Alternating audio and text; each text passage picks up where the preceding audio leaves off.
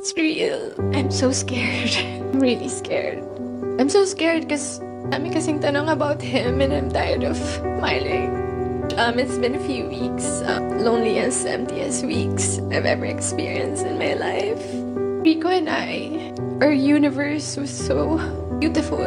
It was so full of love, laughter, music, everything. It's spontaneity, everything. Sa 5 years namin together, we were always on the same page.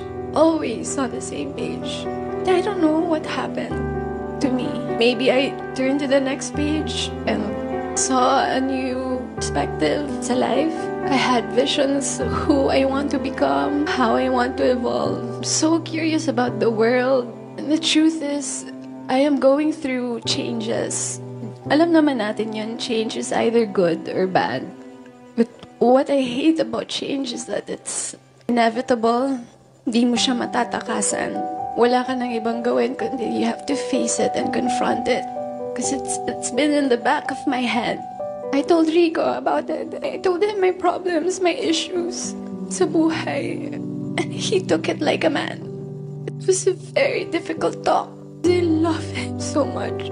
I love him and he loves me. I have so many questions about my life. How will I go on sa buhay with him when I have so many questions about me, my sense of self? It was so difficult, but it was a very polite separation. Up to the very end of our relationship, it was still full of love, full of understanding. Rico is one of a kind.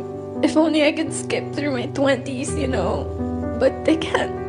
I have to face it. I have to sit with my feelings and acknowledge my changes. I would like to humbly ask the public to look at us, Rico and I, with understanding and love. Because we were both grieving. Hindi naman makokontrol yung mga opinion ng mga tao, but please don't direct your hate towards Rico. Because he's too precious for that. If you guys want to throw some punches, I'm ready to take them.